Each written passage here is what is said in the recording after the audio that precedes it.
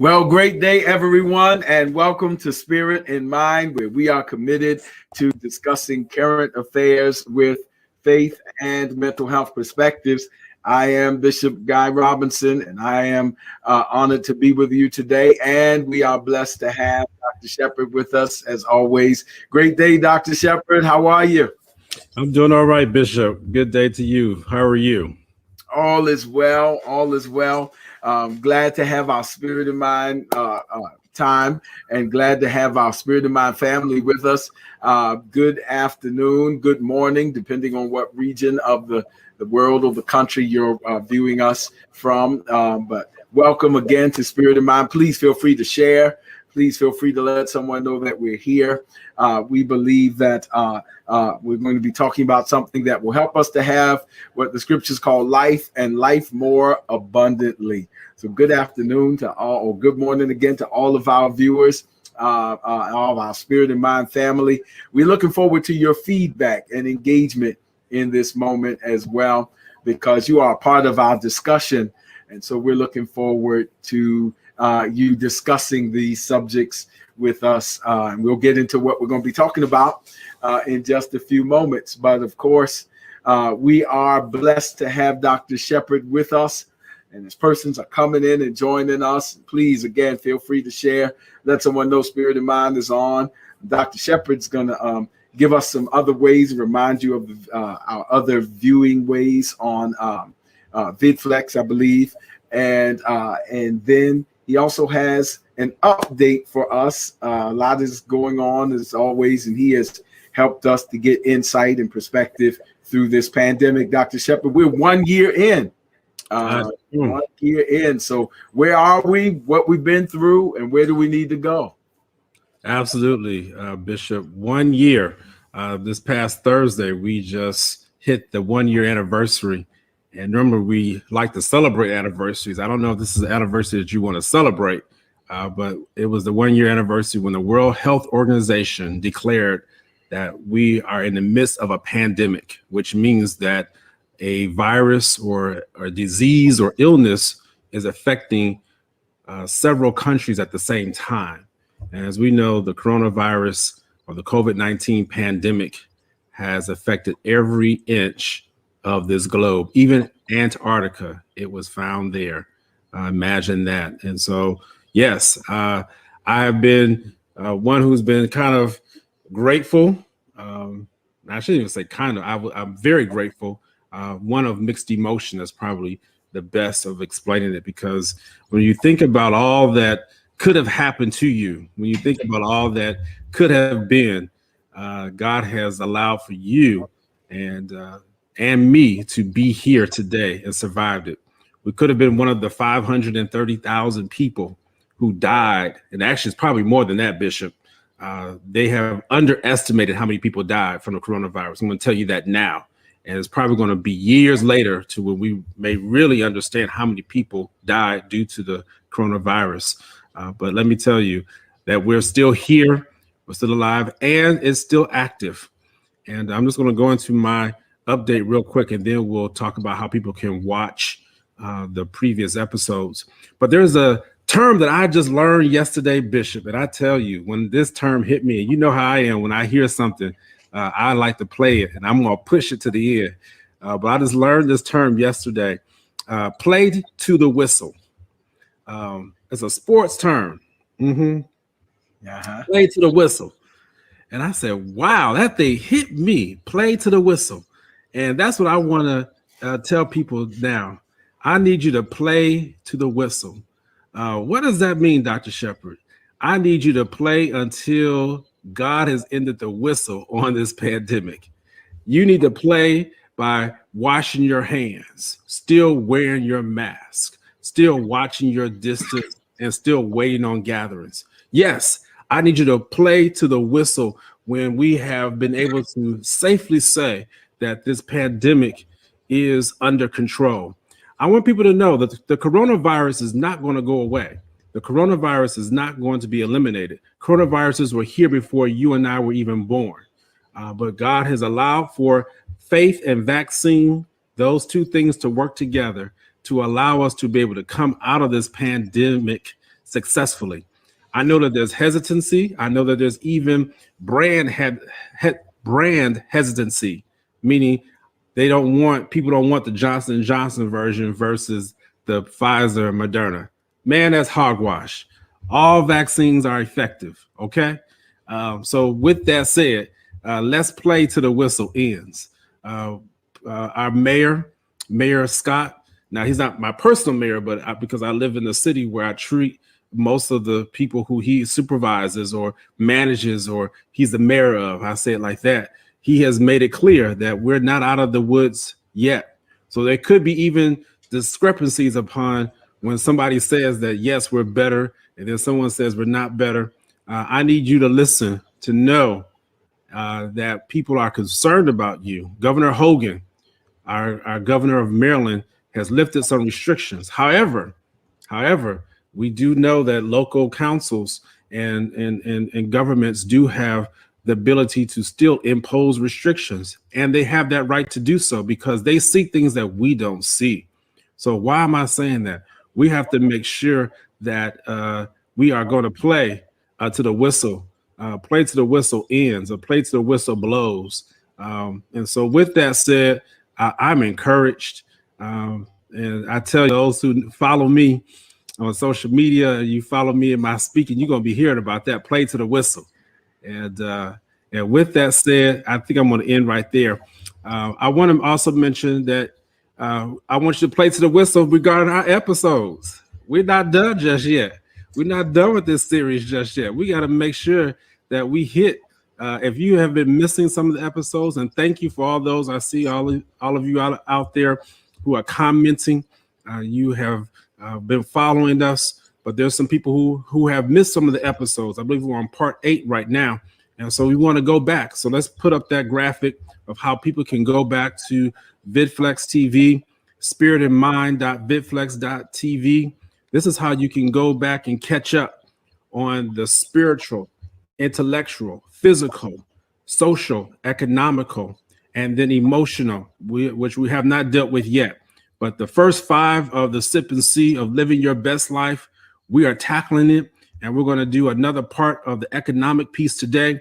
You want to make sure that your life is lining up in all 6 of these areas: spiritually, intellectually, physically, socially, economically, and emotionally. So thank you, Bishop. We're going to start right there. Play to the whistle. Play to the whistle. Absolutely. You reminded me of my football coach in high school. He's like, follow through until the play is whistled dead. And so, yeah, we certainly want to follow through with this. And what a great segue, because we want you to live your best life. That's what this entire series is about. You just heard Dr. Shepard say that we've been talking for some 8 weeks now about living your best life. We're still technically in the first quarter of a new year. And so we've been talking about living your best life. It's not too late to make the decision that I want to live my very best life. And you heard the categories that Dr. Shepard just gave us so well: living your best life spiritually, living your best life intellectually. We've been talking about living your best life physically, living your best life socially. And of course, now we're talking about living your best life economically. Last week, we talked about economics being in part, because it's complex in several definitions, but the production, consumption, and transfer of wealth, the exchange of goods and services, saving, spending, and investing. So we talked about that last week, and we had Elder Shepard Sr., Dr. Shepard's dad was with us, Elder Josephus Shepard, who led us very well as a CPA and as a man of God. And so we were so blessed to have him with us.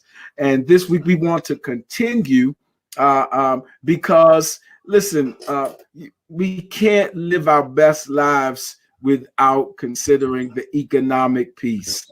We just can't. And so sometimes it makes people feel uncomfortable. Sometimes when I was growing up in church, when worship was great till it got to the offering part, and then people would say stuff like, "Let's get this out the way," as if that wasn't worship. Which was always interesting because the Bible says when Jesus was born, the wise men entered into the room and opened up their treasures and worshiped him, which means that giving is a part of worship. But it gets uncomfortable. But, Dr. Shepherd and I made a commitment to come back and do it and finish it out, because when it gets quiet, sometimes that can mean that true transformation and introspection is taking place.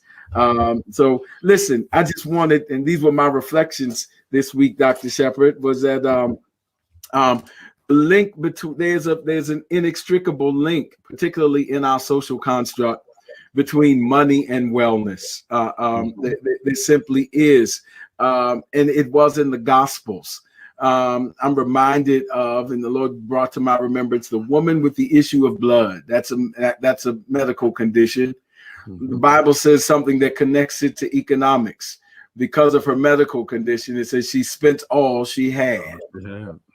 And so there's the connection between economics and wellness. And even in our culture right now, Dr. Shepherd just gave us an update on finishing to the whistle, or until the whistle, as it concerns the pandemic and the World Health Organization's declaration a year ago.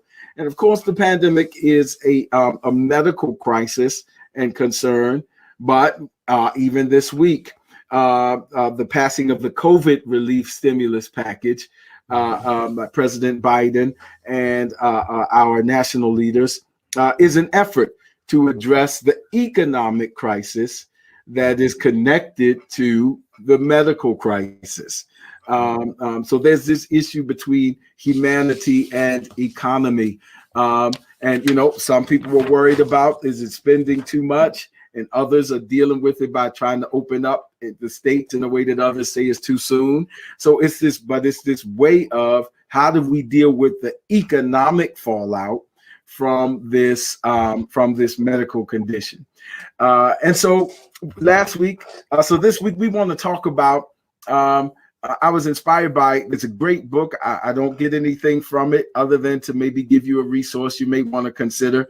But I stumbled on this book in my research by a man named Morgan Housel, who is former columnist for the Wall Street Journal Finance. And it is called The Psychology of Money. The Psychology of Money. And we may do a couple of his propositions as we go through today. But the psychology of money is basically sort of like a CBT approach. To look at how we spend money and how we save it and how we manage it as a behavioral function that is guided by certain pre-existing thoughts about money, that guides our behaviors about it, our thoughts and feelings, and how they may influence them. So we can hear, as Elder Shepherd gave us so well last week, we can hear things that we need to do. But sometimes we can find ourselves in that place that Paul said, when I would do this, that which I would do, I don't do, and that which I don't want to do, I do. And so there's this challenge here. And so today we want to talk about the ways of thinking that can influence how we look at our economic components of living our best life. And we have a great guest with us to help us do that. I am so grateful, and we can bring her on for Elder Janine Stubbs Taylor. She is a woman of God. She's an elder in training. We're so grateful for the friendship, and yet she is a professional, and she'll tell you about herself. She's a blessing to not only corporate America, but she is first and foremost a blessing to the kingdom of God. And she's been a blessing to the tabernacle and a blessing to churches throughout the kingdom. And so welcome, Elder Taylor. Welcome. Thank you for being with us. Please tell us a little bit about who you are and what you do. Absolutely. Bishop Robinson, Elder Shepherd, thank you so much for allowing me to join you this afternoon in what I'm going to call such a relevant topic for today, relevant and real. Bishop, I had to write that down. Play to the whistle, play to the whistle. And as it relates to finances, I want us to tag this plan to the whistle. As we are playing the whistle, let's make sure we are planning the plays out as well. So as a national certified financial instructor with, I'm going to say a little over 30 years as a former commercial banker, I've had the privilege of providing financial solutions and servicing the needs of both consumer and commercial clients. And given the peaks and valleys of the economy, I've seen my share of trials, financial tribulations, tests, and testimony. But today, I'm excited. I'm continuing to leverage my passion as a financial planning strategist. I'm still authoring new books and serving one purpose, and that is understanding the priority and preferences that are really required to release this, especially in today's economic environment, release this financial stronghold and improve the financial quality and culture in our homes. So that's what I'm doing today. I'm enjoying it. I believe that impact is being made and the purpose is being served. That's great. I'll start off with a question for you, if you can help us out, and then Dr. Shepherd may have some follow-ups from this. But what are some of, in your experience in working with persons, and you've helped many individuals, homes, and businesses and churches, what are some of the reasons, in your estimation and experience, for the nervousness or the tenseness, if you will, the tension, the emotional factors that make this such a difficult subject sometimes to approach? And Bishop, it is a difficult subject, but it's a subject that is required. It's a subject that's needed. It's a subject that's important. And the timing is now. So when you think about it, when we consider, and Bishop Shepherd, thank you so much for providing such relevant statistics, because the wealth, the financial health, should I say, of our country is and definitely has a direct correlation to the financial health as well. So when we consider the impact of the pandemic, and when we think about this pandemic, it's an external non-controllable variable, which means it's a variable that we don't have control over. Okay, we're trying to gain control over it, and our behaviors, we're trying to manage through it. But statistics show that a number of personal bankruptcies and household debt has soared to trillions, which further evidence this mounting problem. Credit counseling agencies have helped some to actually make corrections. But when you think about this, but there are so many of us that are caught up in our emotions, financial emotions.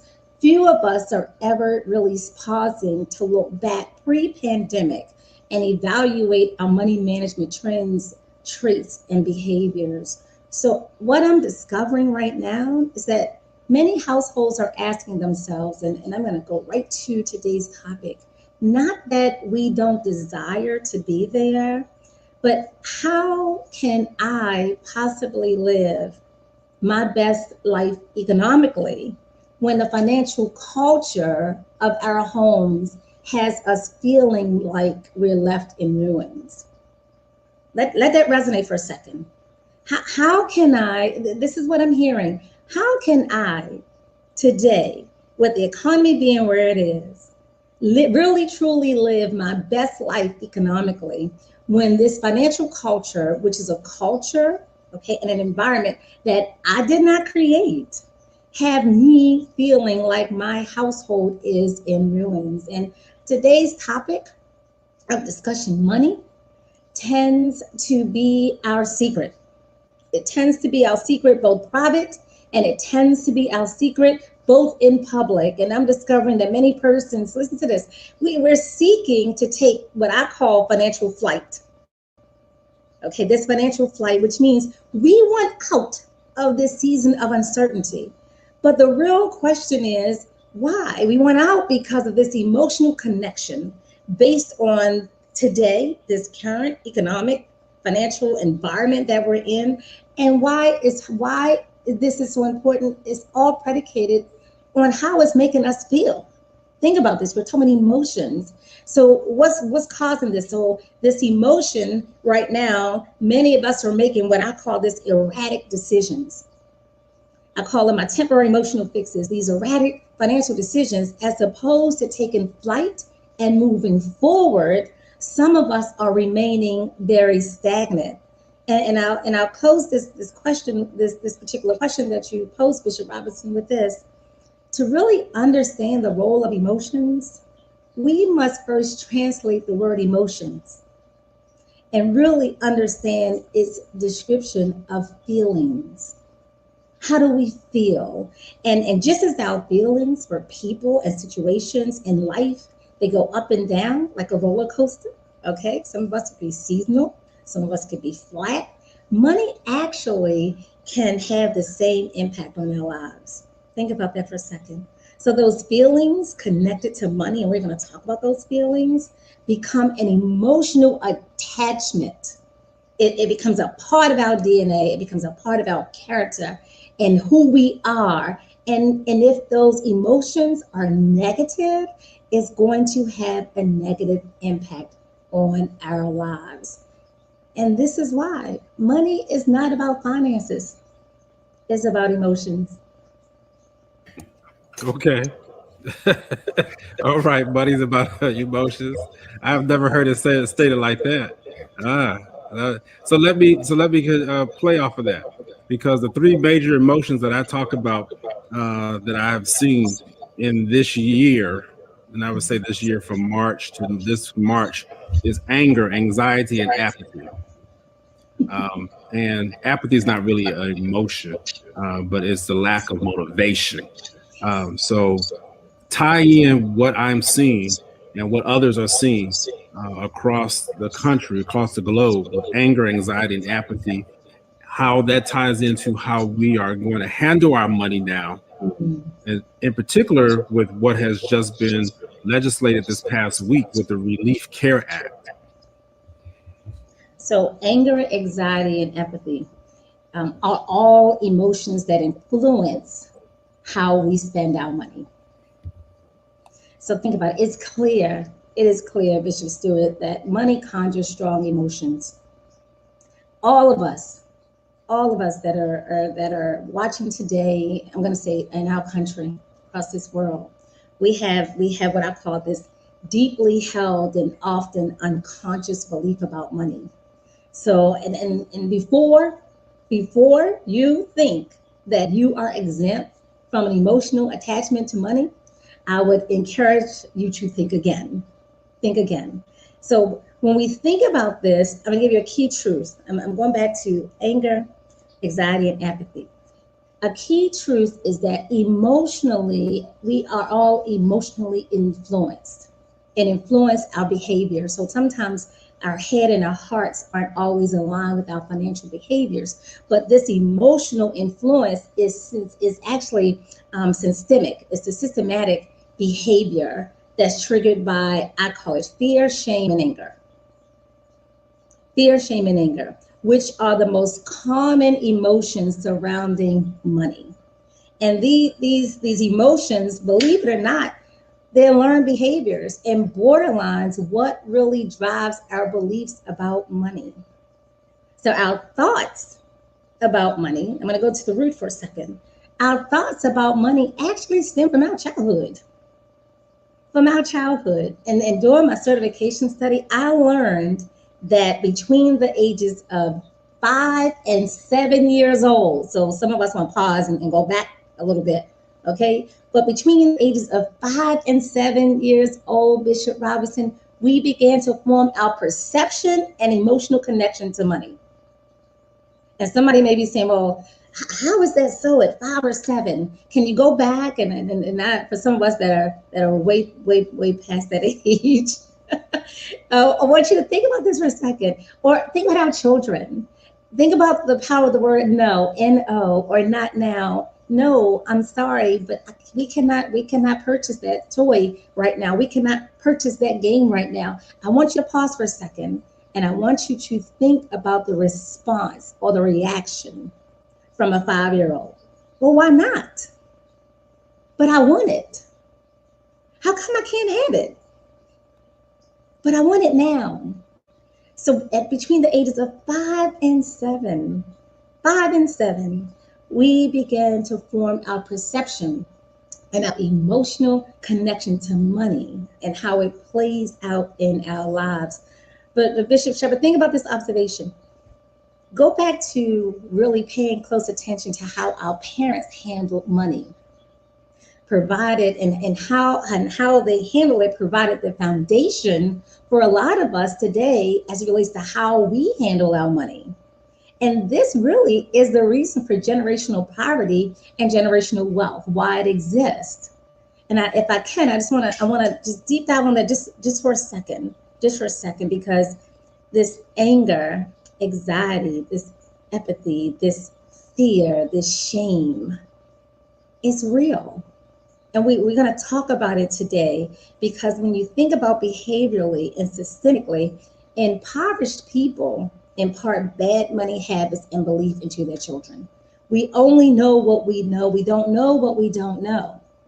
And on the other hand, wealthy people tend to impart their philosophies and strategies on wealth creations to their children. And guess what? It's a cycle. And the cycle, it starts with cash, it ends with cash. It's a cycle. And then you couple that with, I consider this formal schooling that does not include financial education. So what do? We go out into the world with very limited or no financial roadmaps, if you will. And soon we're making financial decisions, some good, some challenges, however you want to look at it. And we are finding ourselves trying to recover and entangle some of the financial decisions that we made. And I'll pause here and understand this, that there's no such thing as an independent financial decision. Every financial decision that you and I make impacts something else or someone else. So key truth, money is not the problem. Money's not the problem. Let that pause for a second. Money's not the problem. The problem is how we approach money, how we think about money, and how we handle money. Oh man, Elder Janine Stubbs Taylor, you are good God from Mount Zion, as deacons in my church used to say. Listen, you have raised some powerful things. Impoverishment imparts poverty, because we only know what we know. But to know differently is an opportunity to change the trajectory of our families, is what I'm hearing you say. And so moments like these can hopefully be light bulb moments that begin to change the trajectory of someone's financial experience. So that's what I'm hearing, is that we got some serious stuff to address, but we're addressing it. And if we address it, there's hope, but we got to deal with it.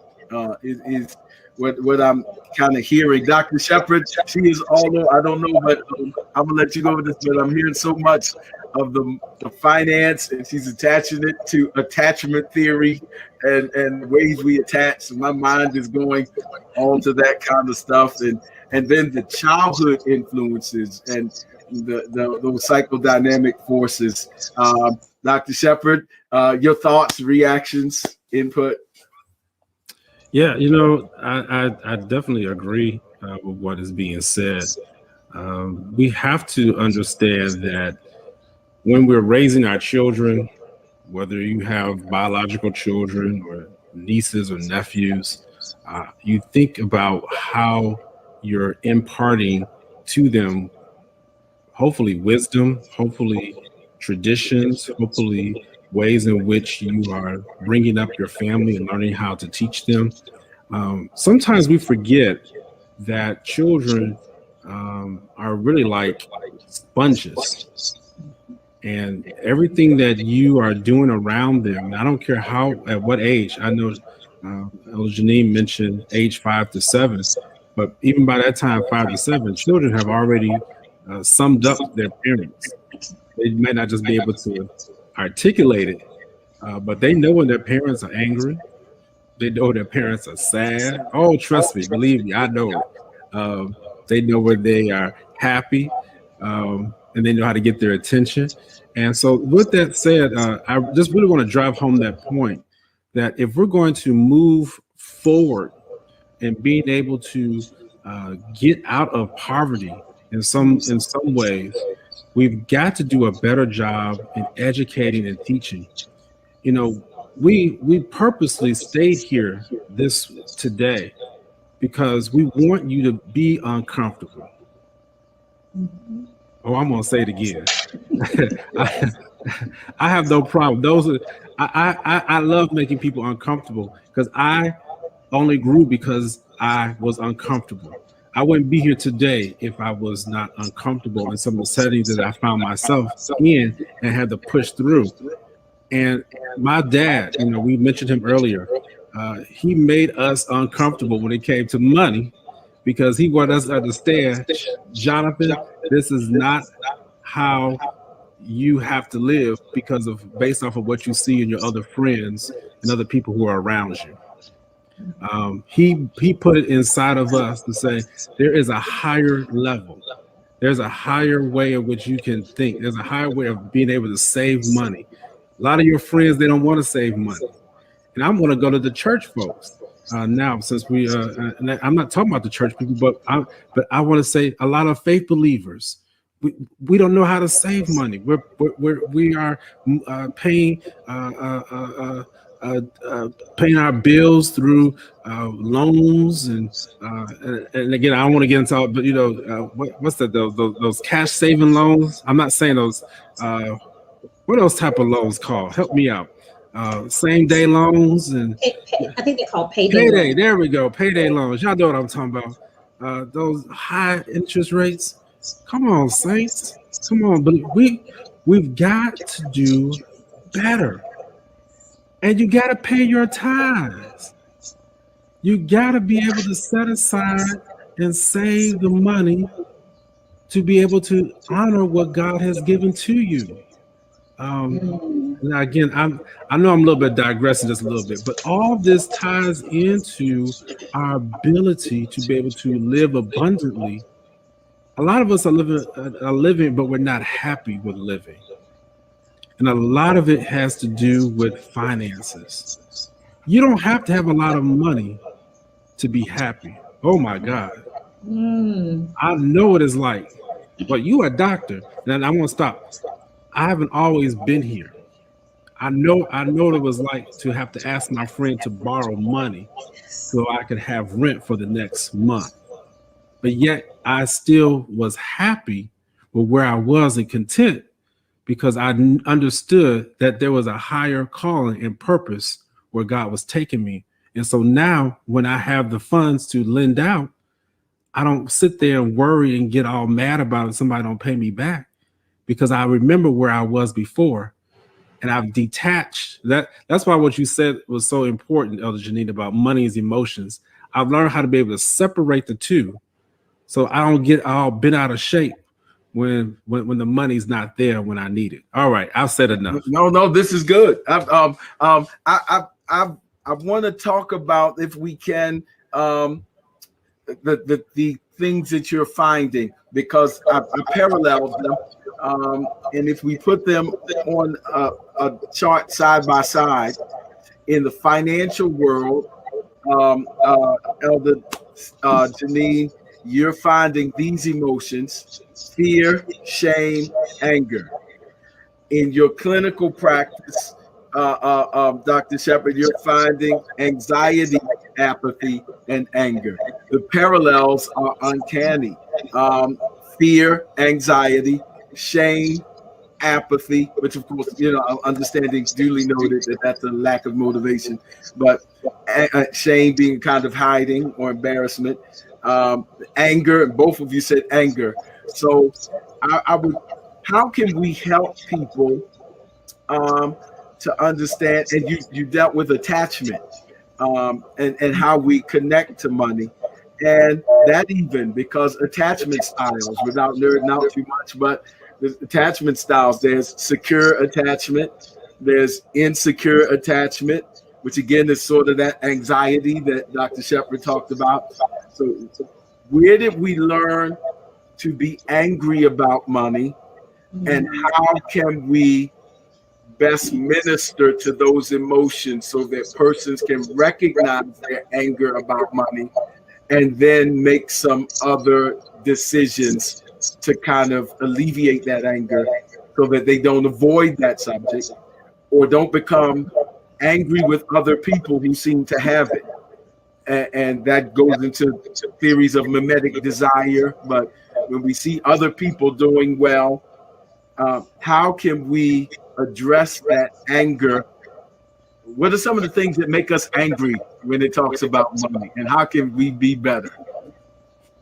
Absolutely. And I'm glad you were able to draw the parallel between the similarities, if you will, between the emotions. The emotions, very, very real, very true. But when financial decisions are made, and they're made with this belief that money is the cause of all of my problems. Think about this for a second. Money is the cause of all of my problems. And conversely, money has the potential to be the cure of all crisis. That's a mindset shift. Think about that. So improving for some and initiating for others, what I would say is sound financial management decisions can be challenging. And when we factor in fear, shame, and anger, all of which are precluding us from achieving our financial goals. Let's talk about this fear.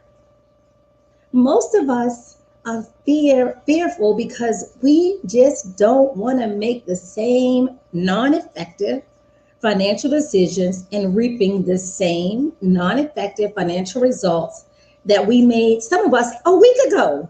Some of us are still holding on to financial decisions that we made 10 years ago. 10 years ago. And it's causing us to become more emotionally attached and trapped.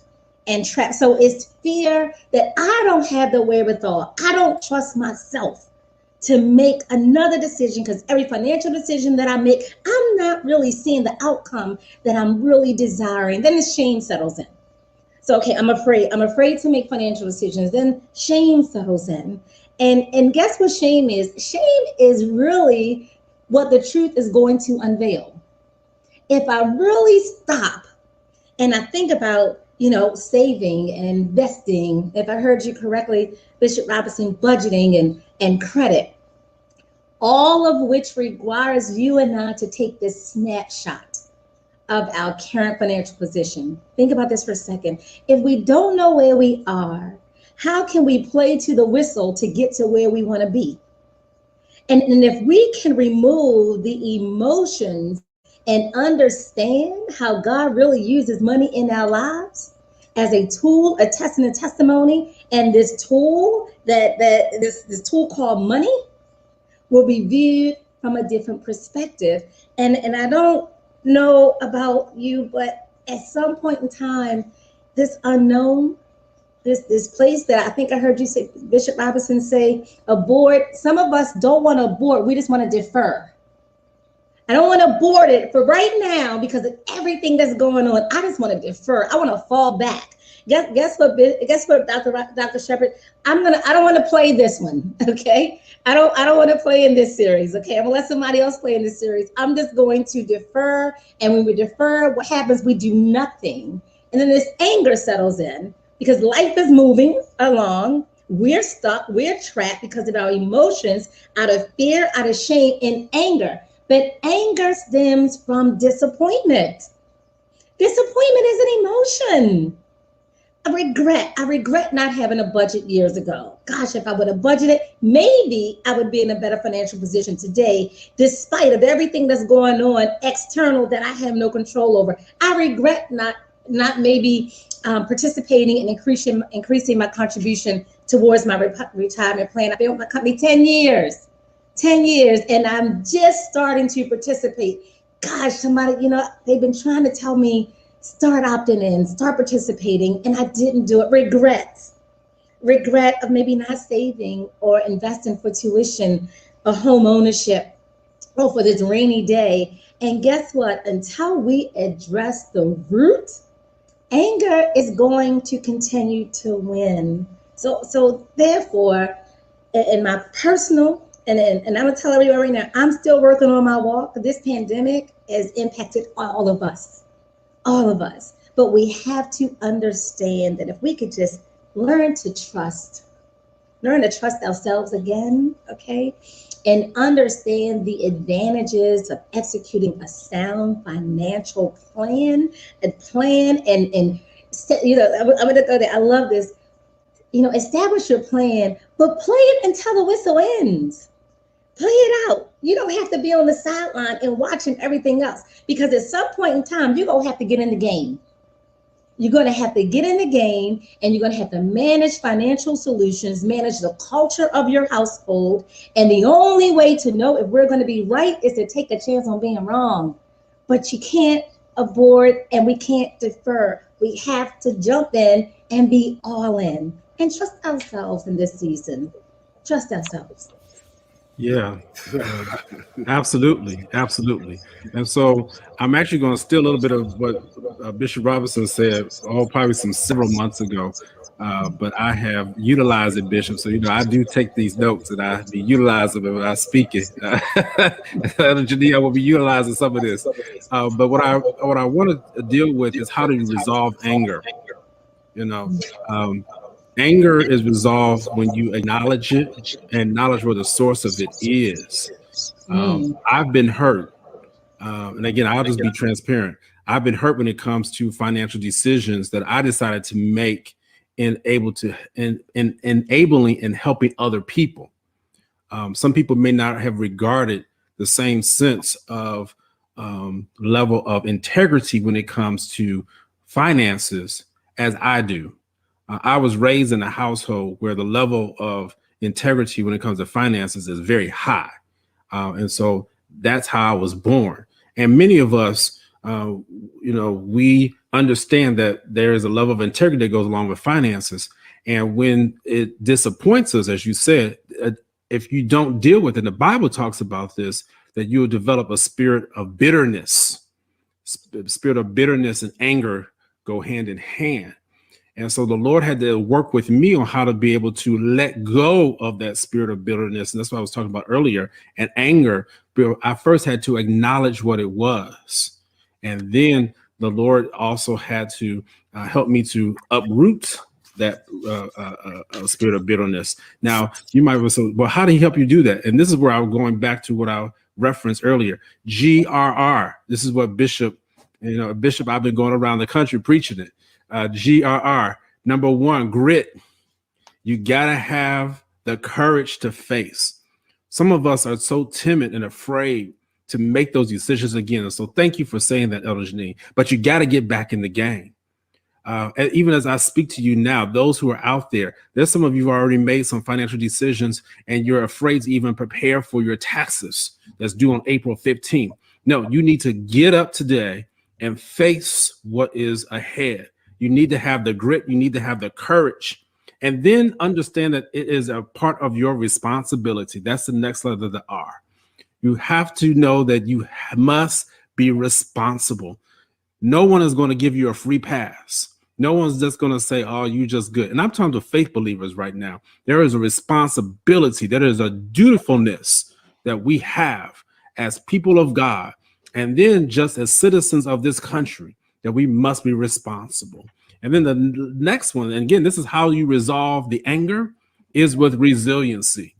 Know that when you fall, that you can get back up.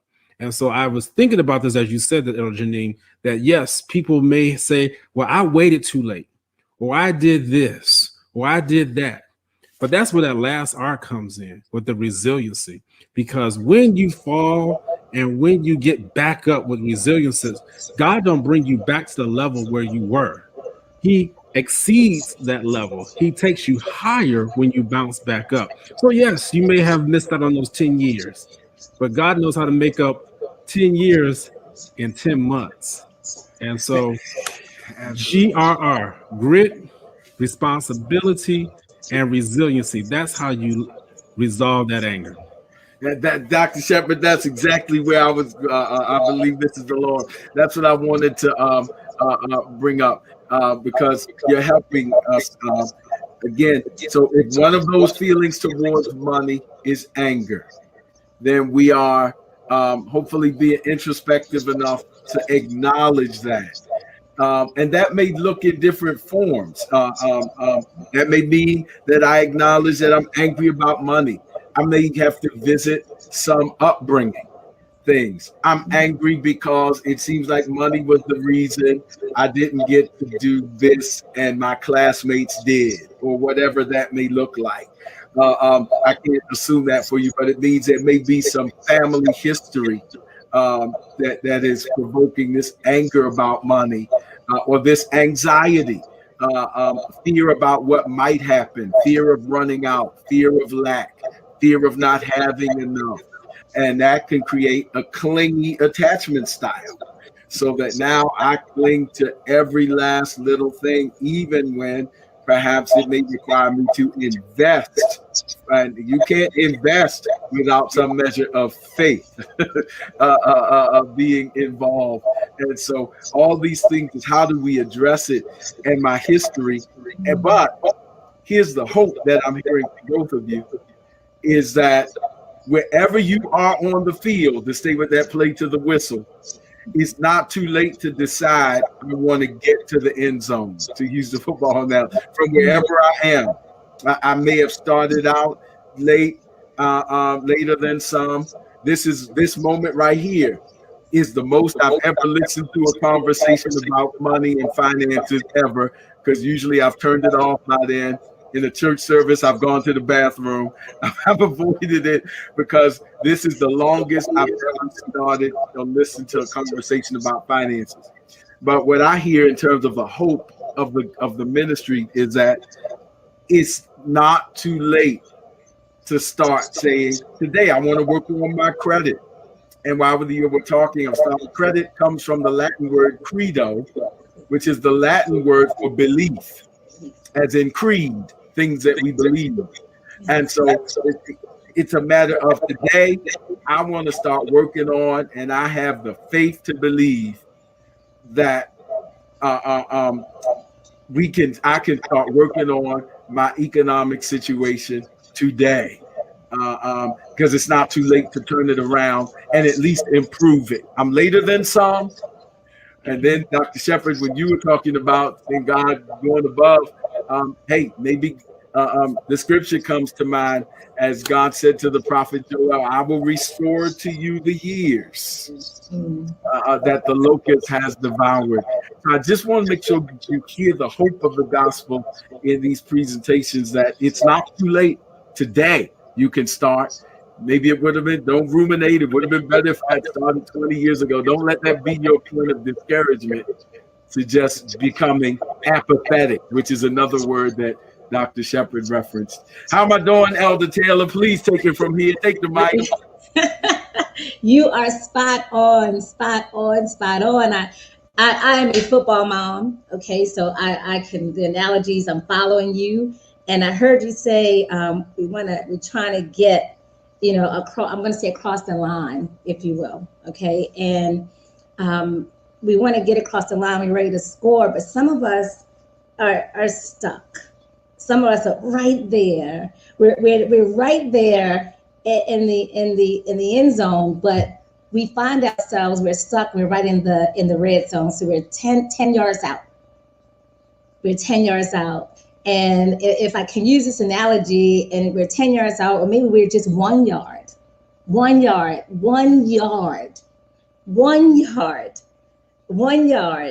just that push to get into the end zone. And usually that's a quarterback sneak, right? So you have that quarterback sneak, and what happens? Your line is pushing. So I'm drawing this analogy because I want you to understand that we're not in this alone. It's a team.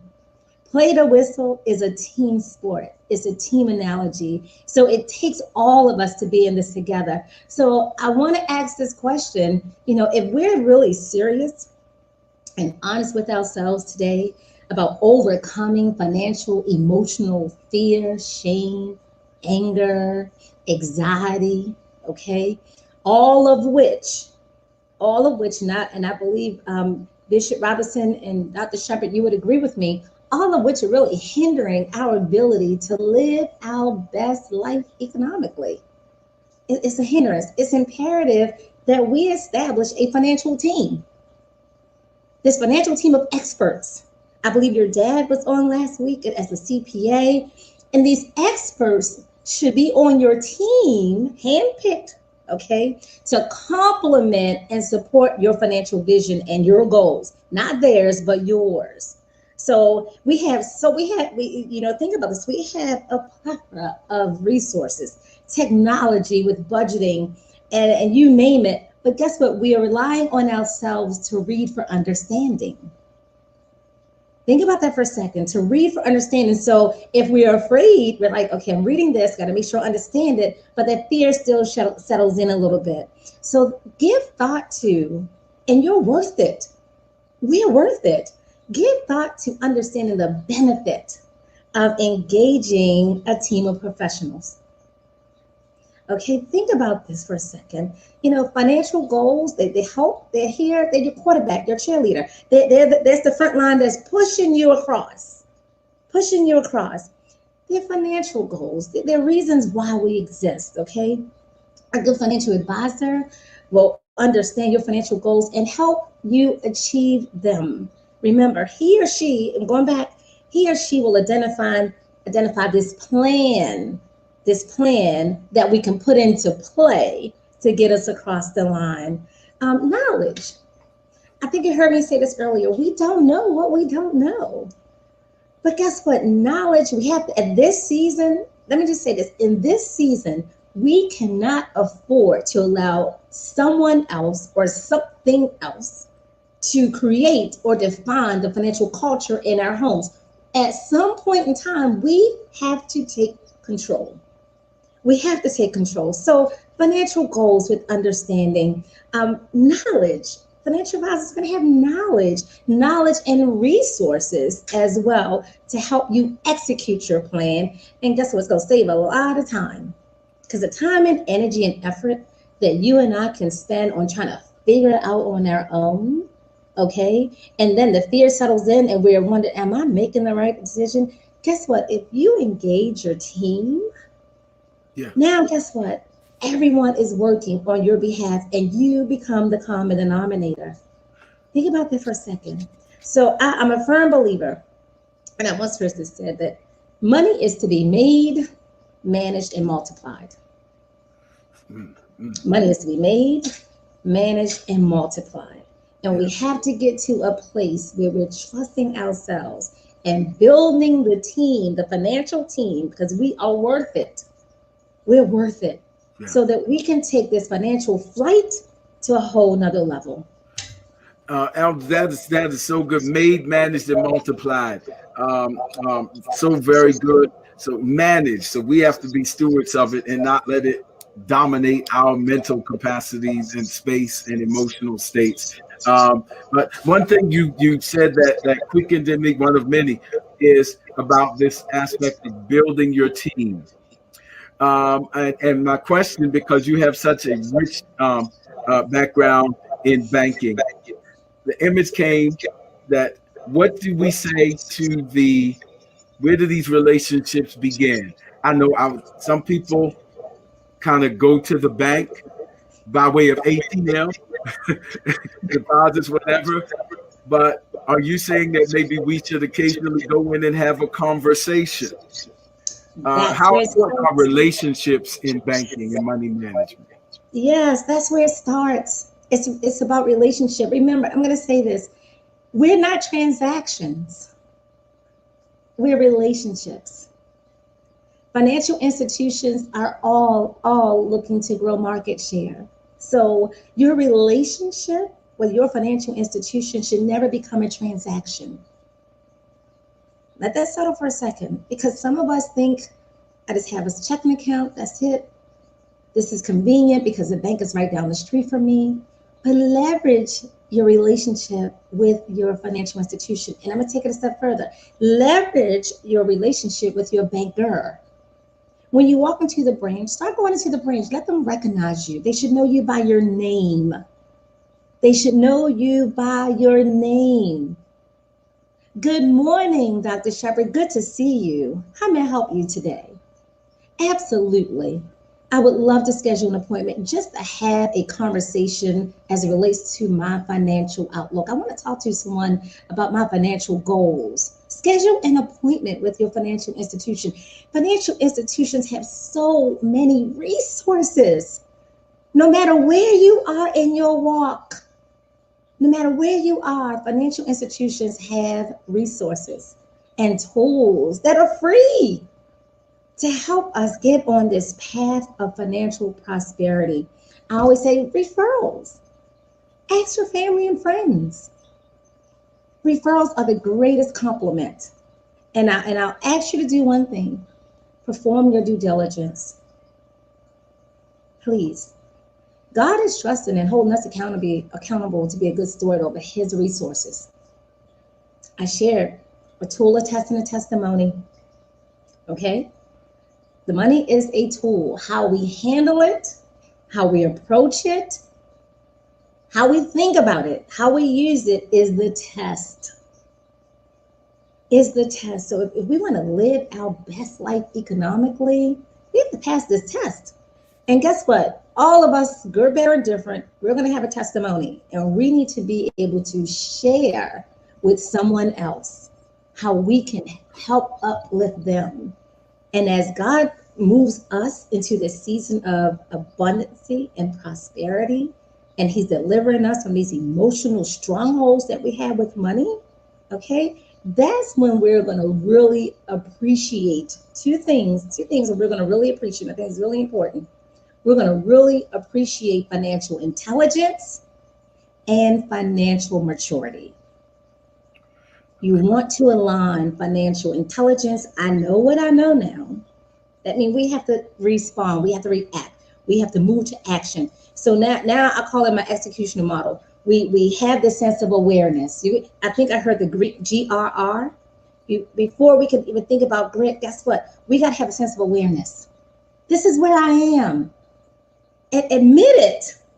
This is where I am. Accept it. Doesn't mean this is where we're going to stay. The moment that we take on some level of acceptance is going to cause us to take on a level of accountability. And when we're held accountable, what happens?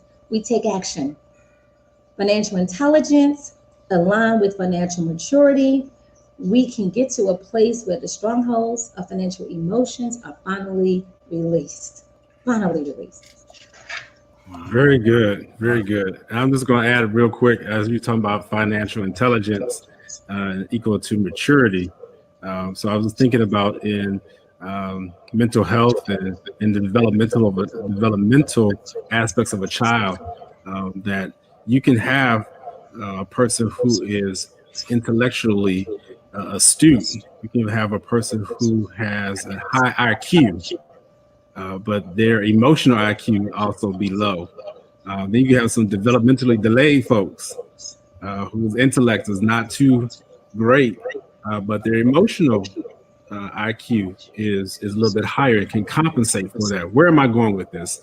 Is that if you want to be mature, financially mature, and allow for your intellect to line up with your maturity, you got to make sure that you're going to be putting things into your mind, putting things into your brain. I really should say, not to your mind. You should be consuming things so that you can read. Yes, you need to read the Bible, but yes, you need to go ahead and read some of these financial literacy books. You need to be able to get a part of some of these programs that can feed your mind so that you can now mature. How dare we say that we are mature in something we haven't done the work to get to maturity? And that is really what I think is probably going to be one of my last comments today. I want to be mature. Just because you are of a certain age does not mean that you are mature. Just because you have lived a certain age chronologically does not mean that you are mature. There's some young folks who are mature And some of them, they too mature for their age. No, they're not mature for their age. You don't know what a life experiences, what they have consumed to allow for them to get to that level. And that works for financial. We've got to get more knowledge. And this is why we do this show today. So you can become financially mature. So you won't have all that anger. You won't have all those emotional upsets when people disappoint you. You just say, wow, well, Lord, I learned my lesson there, and let's keep on going. Let's get back up and do what we got to do. Because in the end, it's not about the money. It's about the passion and the mission that you're given for that money to be the tool to get to that goal. Absolutely. We're glad you're with us today, Spirit and Mind family. And we are 1 hour in, and so it's about that time for us to move on. But I hope you hear these powerful things about financial intelligence, financial maturity, and of course, that piece that Elder Taylor just gave about financial relationships. Really, this whole conversation has been about our relationship with money.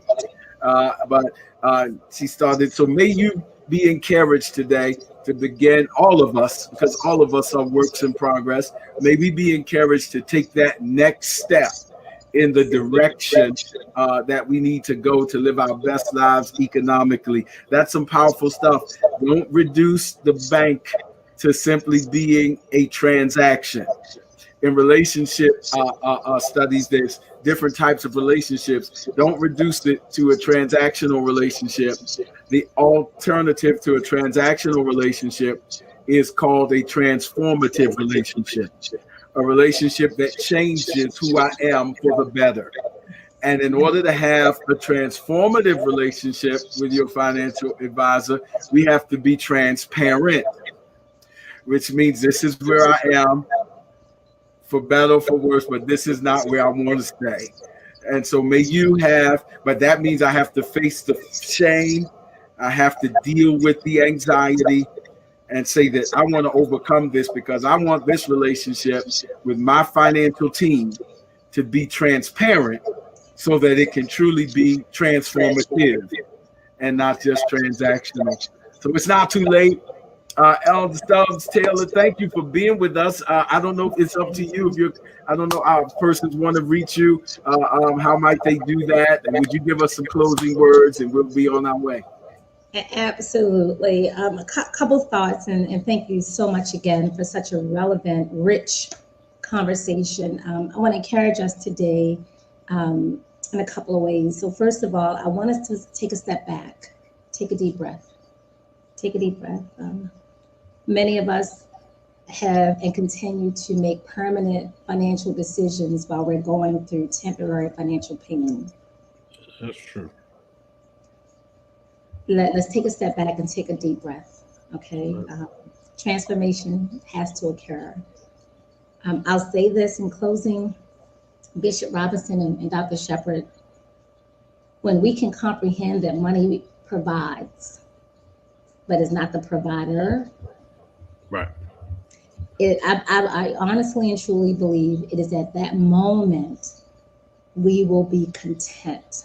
Going back to Paul in Philippians, we'll be content with the money, and we will begin to see a glimpse, just this glimpse of financial freedom that we all desire. Be encouraged. We're not going to stay where we are. Seasons don't last forever. Get in the game, plan, execute your plan, and execute and play out your plan with your team, understanding that God is indeed testing us in this season of stewardship. And I remind everyone that tithing is the training wheels to giving. And that's where it starts.